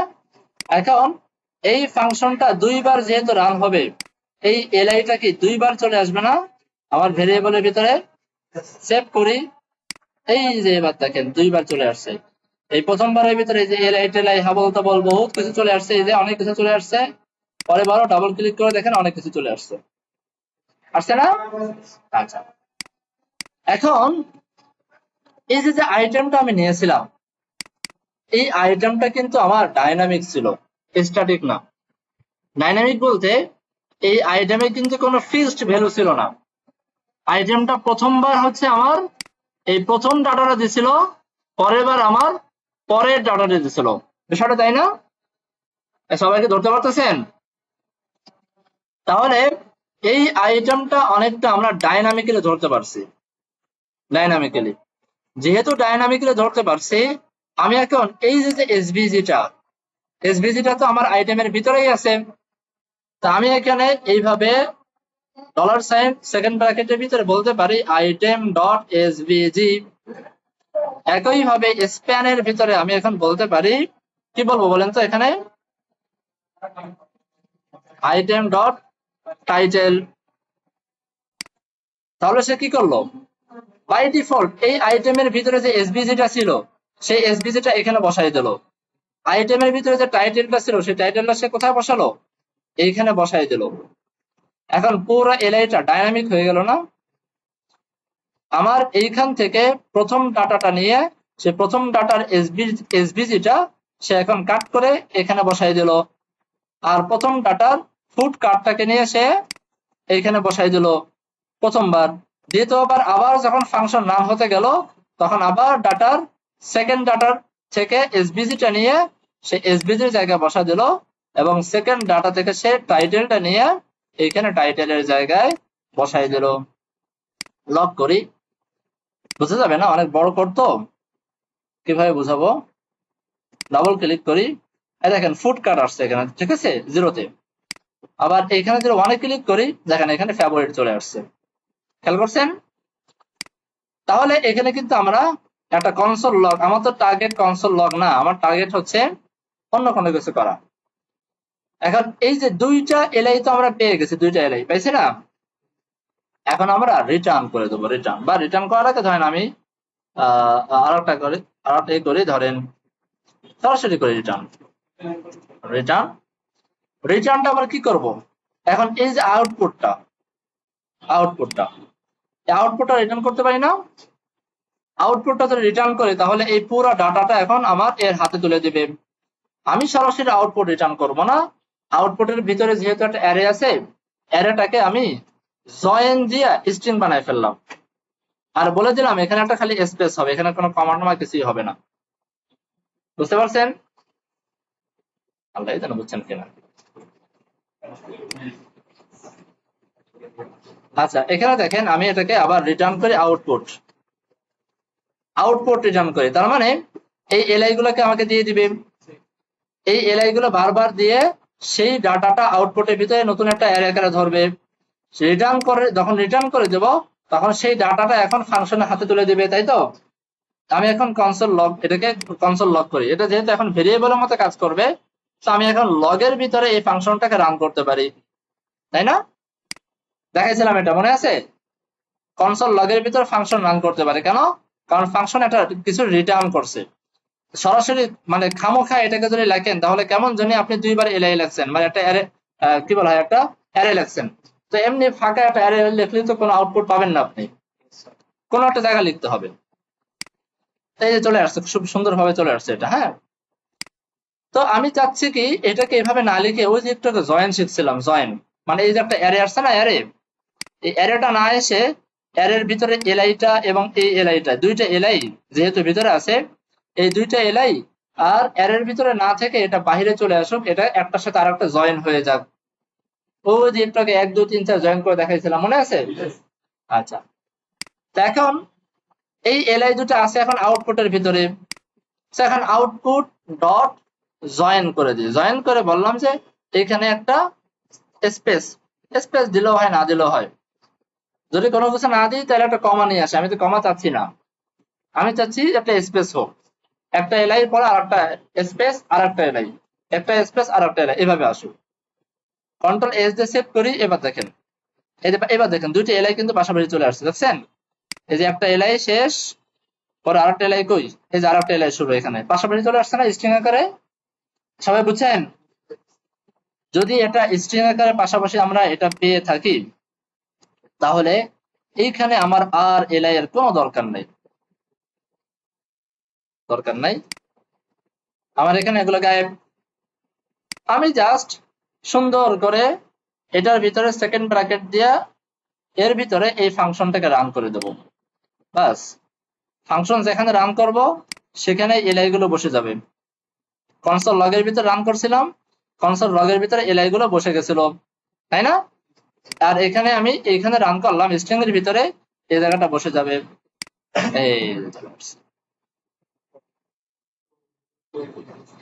এই বোঝেন নাই মনে হয়।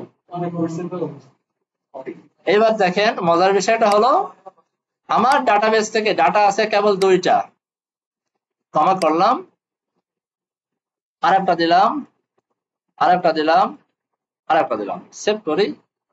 ডাটাবেস থেকে যে কয়টা আইটেম আসবে এখানে সে কয়টা আইটেম হয়ে যাবে। বোঝেন নাই মনে হয়। ডাইনামিক হলো?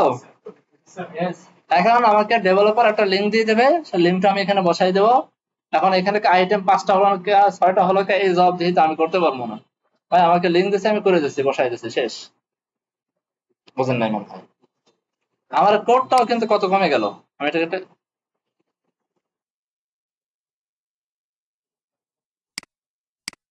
আমার কোডও কত কমে গেল দেখেন। এই যে শুধু একটা ইউএল, এই যে কতটুক কোড, এটা তো আলাদা, এটা তো লাগবেই না, এতটুকু কোড মাত্র। তা আপনারা ভয় পেয়েছেন দেখে আমি কোড একটু বড় করেছি, নাহলে আরো ছোট করতাম। বুঝছেন? হ্যাঁ, কে বলছে ঝামেলা বলছে? ঝামেলা হয় কমে গেছে। আর দেখাচ্ছি না, আর দেখাবো না আজকে, এতটুকুই। সবগুলোকে ক্লোজ করি, মাথাও ক্লোজ করে দেন, ক্লোজ। ঠিক আছে, আমরা এখন কি করব? আমরা এখন সবকিছু এখন জাভা স্ক্রিপ্টের নজরে দেখবো, জাভা স্ক্রিপ্টের নজরে। আমরা এই আইটেম গুলো আর এইভাবে হ্যান্ড কোডেড লিখবো না, আমরা জাভা স্ক্রিপ্টের থ্রুতে লিখবো, তাই তো? অর্থাৎ একজন ডেভেলপার আমাকে একটা ডাটা দিবে, আর ডেভেলপার আমাদেরকে যে ডাটাগুলো দেয়, সেই ডাটাগুলো মেইনত জেসন ফরম্যাটে দেয়। হ্যাঁ, এটাকে বলা হয় জেসন ফরম্যাট। অর্থাৎ আমরা আপাতত ধরে নিতে পারি আমাদেরকে অ্যারে দেয়, অ্যারে দেখতে সেম টু সেম অ্যারে, জেসনটাও দেখতে সেম টু সেম অ্যারে। হ্যাঁ, কোনো ডিফারেন্স নেই।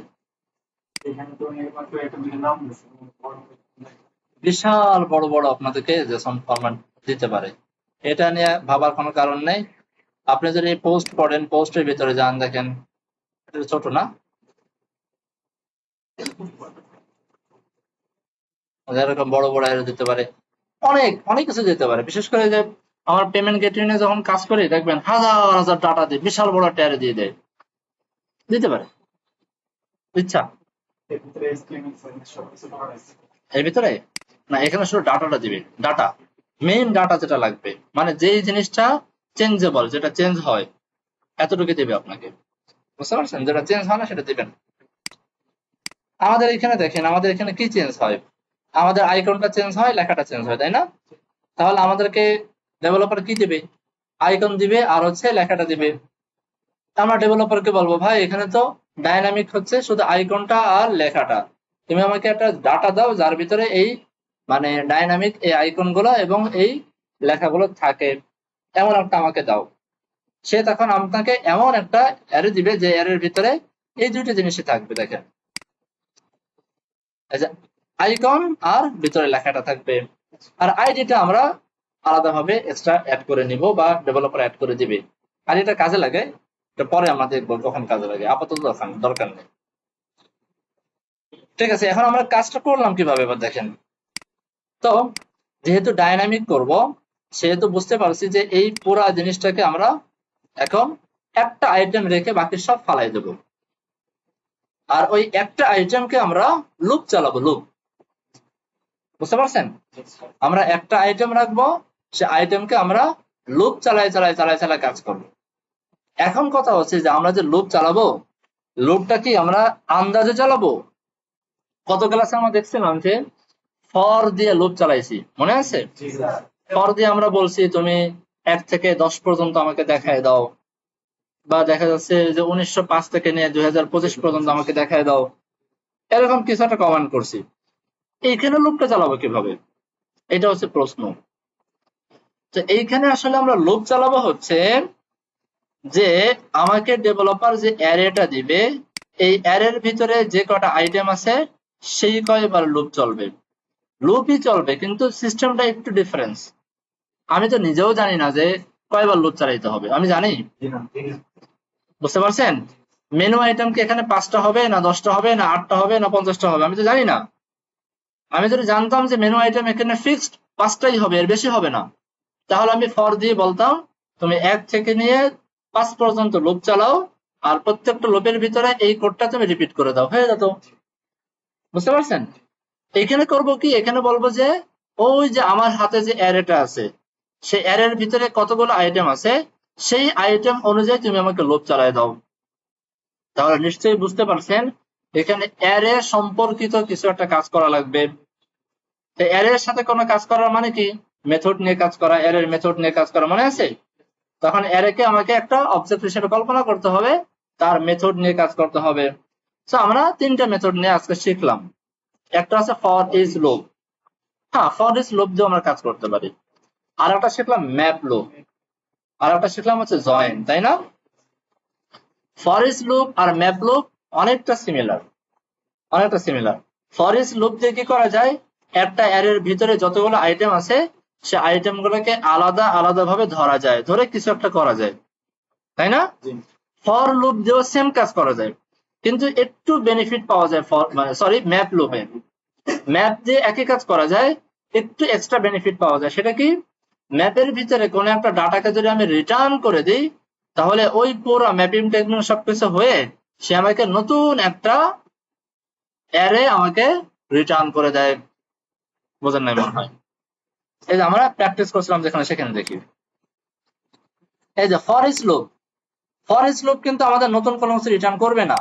আপনি কনসোল লক না করে এখানে যদি রিটার্ন করেন কোনো লাভ নেই, বুঝতে পারছেন? কোনো লাভ নেই। ফর ইচ লুপ মানে আপনি একটা অ্যারের ভিতরে প্রত্যেকটা ডাটাকে আলাদা আলাদা ভাবে ধরতে চান, বাস এতটুকুই তার কাজ, এর বাইরে সে কিছু করতে পারে না। কিন্তু এই কাজটাই যদি আমি ম্যাপের ভিতরে নিয়ে যাই, ম্যাপের ভিতরে, তাহলে সে কি করবে, তাহলে সে, আমি যদি এখানে কনসোল লগও করতাম, সে কনসোল লগও কিন্তু করতে পারতো খুব আরামে, কোনো অসুবিধা ছিল না। ইভেন যদি আমি রিটার্ন করে দিই, তাহলে রিটার্নের পরে আমি যে ভ্যালুটা দিব, সেই ভ্যালু নিয়ে সে এই ভেরিয়েবলের ভিতরে নতুন একটা অ্যারে বানাই দিবে। বুঝে আসছে ভাই? অনেক সময় এরকম প্রয়োজন হয় যে আমার এই অ্যারের ভিতরে যে ডাটাগুলো আছে, এই ডাটাগুলো তো থাকবেই, এর সাথে আমি এক্সট্রা কোনো কিছু অ্যাড করে নতুন একটা অ্যারে বানাবো। প্রয়োজন হয় না আমাদের? বোঝেন নাই মনে হয়। আমার এখানে 1 2 3 4 আছে, আমি এই অ্যারেটা নিয়ে কাজ করব, তবে প্রত্যেকটা 1 2 3 4 আগে ধরেন এন ও এরকম নামে একটা স্ট্রিং অ্যাড করতে চাই। এটা তো এরকম করার পরে আমি নতুন একটা অ্যারো বানাইতে চাই। বুঝতে পারছেন? বিষয়টা হচ্ছে এরকম যে প্রথম বাই ডিফল্ট যে অ্যারে আছে, অ্যারে 2 নামেও তো আছে, 3 করি। এই অ্যারে, এই অ্যারেটা নিয়ে আমি এমন কাজ করতে চাই যে ধরেন প্রত্যেকটা সংখ্যার পরে ধরেন একটা শূন্য বসে থাক, এরকম চাচ্ছে শূন্য বসে থাক, শূন্য বসে যাক। তবে শূন্য বসেই ক্ষান্ত না, শূন্য বসার পরে সে নতুন করে একটা অ্যারে বানাই আমাকে দিয়ে দিক। দুইটা কাজ, একটা কাজ অ্যারের ভিতরের প্রত্যেকটা আইটেমকে আমাকে ধরতে হবে, তো ধরার জন্য লুপ লুপ চালাইতে হবে, তাই না? দ্বিতীয় কাজ হলো ধরে আমি সেখানে মডিফাই করে আবার সেই ডাটাগুলো নিয়ে নতুন একটা অ্যারে বানাবো।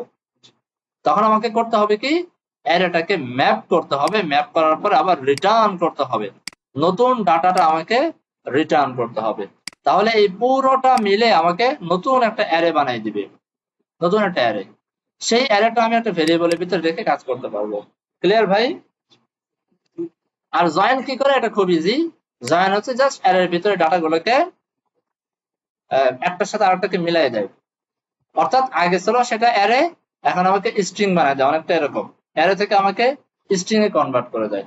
ওকে, এবার আসেন, আমরা যেহেতু ডাটাগুলো পেয়ে গেছি, আমাদের হেডার বা মেনু আইটেমের যে ডাটাগুলো আমরা যেহেতু পেয়ে গেছি, এখন এই ডাটাকে কেন্দ্র করে আমরা এখন এই আইটেমগুলোকে বানাবো। কেমনে বানাবো? ওই যে মাথায় আছে আমাদের যে আমাদেরকে একটা অ্যারে দিয়েছে, তার মানে অ্যারেটাকে আমি ম্যাপ করব, ম্যাপ করে অ্যারের ভিতরে প্রত্যেকটা আইটেমকে আমি নিয়ে আসব, নিয়ে এসে ওই আইটেমের ভিতরে আমি কিছু মডিফাই করব। কি দিয়ে মডিফাই করব? একটা এলআই বানাইতে আমার যে এইচটিএমএল কোডগুলো লাগে, সেই কোডগুলো দিয়া ওই অ্যারেটাকে মডিফাই করব। বুঝতে পারছি? মডিফাই করার পরে আমার হাতে তখন যতগুলো অ্যারের আইটেম, আমার হাতে ততগুলো এলআই চলে আসবে, ডাইনামিক এলআই, তাই না?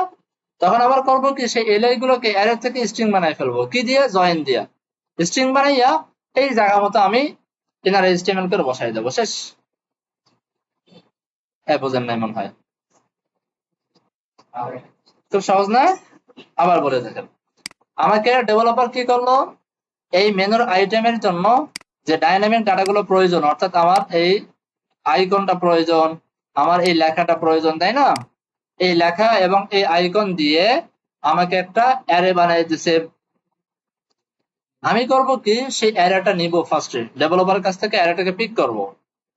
এরপরে সেই অ্যারেটাকে আমি লুপ চালাবো, যেন অ্যারের ভিতরের প্রত্যেকটা ডাটা গুলোকে আমি ধরতে পারি, প্রত্যেকটা আইটেম গুলোকে আমরা ধরতে পারি। তো ধরলাম, ধরবো হচ্ছে ম্যাপ দিয়ে। কেন ম্যাপ দিয়ে ধরবো? কারণ আমার উদ্দেশ্য হচ্ছে অ্যারের ভিতরে প্রত্যেকটা আইটেমকে মডিফাই করে নতুন একটা অ্যারে বানানো। ক্লিয়ার? তো ম্যাপ দিয়ে ধরলাম। তো মডিফাই করব কি দিয়ে? মডিফাই করব হচ্ছে এই যে লিস্ট গুলো বানানোর জন্য আমার যে ট্যাগ গুলো লাগবে, প্রয়োজনীয় যে ট্যাগ গুলো লাগবে, সেই ট্যাগ গুলো দিয়ে আমি ওই যে ডেভেলপারের দেওয়া লিস্টটাকে, মানে অর্থাৎ ডেভেলপারের দেওয়া আমার অ্যারেটাকে মডিফাই করে নতুন একটা অ্যারে বানাইলাম।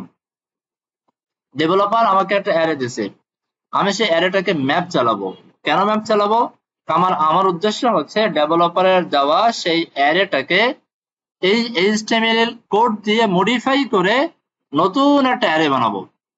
এবার বুঝতে পারছি?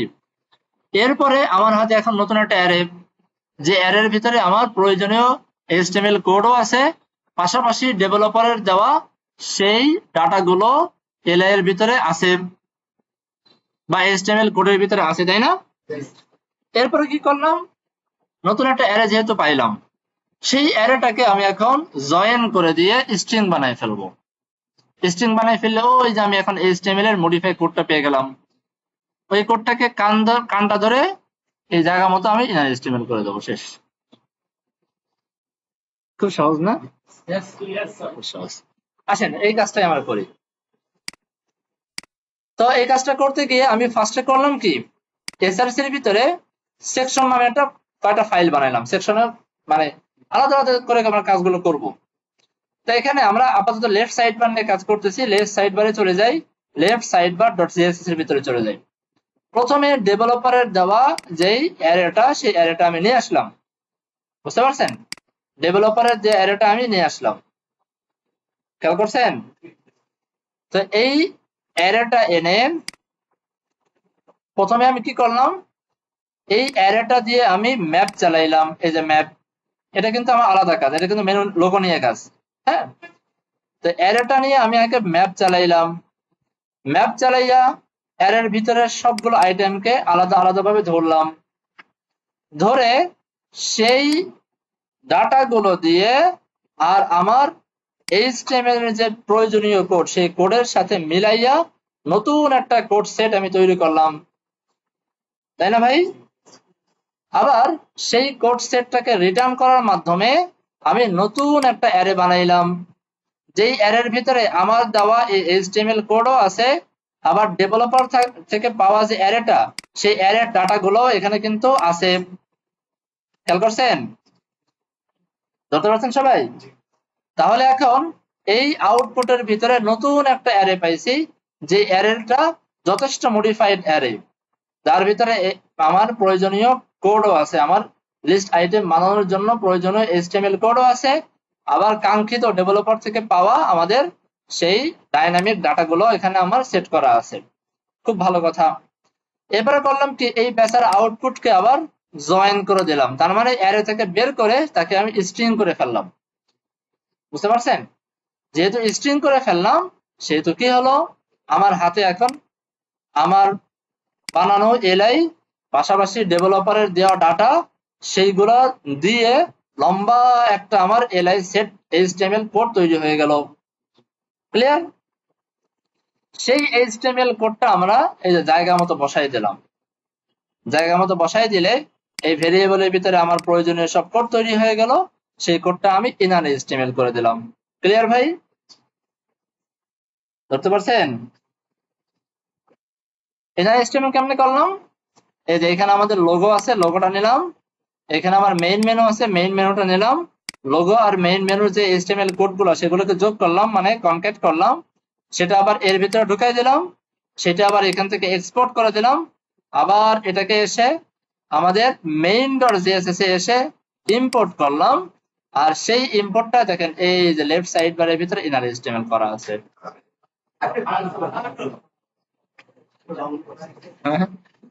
বুঝতে পারছে? ঠিক আছে, এটা কঠিন কিছু না, এটা আসলে সহজ। হ্যাঁ, আপনার হয়তো কেবল নতুন প্রথম আজকে দেখতেছেন তো এই জন্য কঠিন মনে হচ্ছে। Super simple, super simple.